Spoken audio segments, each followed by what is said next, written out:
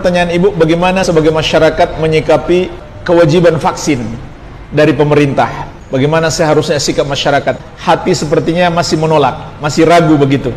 Jemaah sekalian, Islam mengajarkan kepada kita, hendaklah selalu kita merujuk kepada ahlinya dan merujuk kepada pihak yang berwenang. Allah berfirman, "Wa idza ja'ahum amrun minal amni awil khawfi adza'u bih walau radduhu ila rasul wa ila ulil amri minhum la'alimahu alladhina yastambitunahu minhum." Apabila datang kepada mereka berita tentang keamanan dan ketakutan, atau berita tentang urusan orang banyak, maka mereka langsung menyebarkannya. Maksud ayat ini, Allah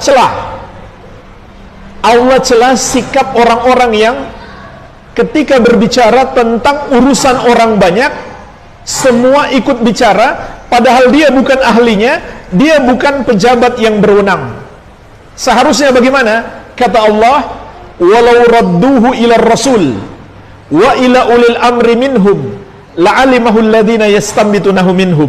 Seandainya urusan-urusan itu dikembalikan kepada Rasul, yaitu ketika beliau masih hidup, dan kepada ulil amri, kepada orang-orang yang berhak menangani itu, yang ahli di bidang itu, dan pemerintah kaum muslimin, maka orang-orang yang ingin mendapatkan kebenaran akan mendapatkan dari ulil amri tersebut. Jadi maksud ayat ini adalah urusan-urusan ini kita serahkan kepada ahlinya dan kepada pemerintah. Rasulullah SAW juga mengingatkan, "Idza wusidal amru ila ghairi ahlihi fantadhiris sa'ah." Kalau satu urusan diserahkan kepada yang bukan ahlinya, tunggulah hari kiamat. Artinya jemaah sekalian, dalam Islam setiap urusan kita serahkan kepada ahlinya. Nah, sekarang kita bicara tentang COVID-19, berbicara tentang virus, serahkan kepada ahli virus. Serahkan kepada para dokter, para ahli kesehatan. Kemudian kepada pejabat yang berwenang, pemerintah kita, dengan penuh prasangka baik. Pemerintah kita muslim, tidak mungkin mereka ingin menghancurkan masyarakatnya sendiri. Jadi kita harus kedepankan prasangka baik. Insya Allah Ta'ala, vaksin ini untuk kebaikan masyarakat. Menurut siapa? Pertama, menurut ahli kesehatan, menurut ahli virus, itu baik.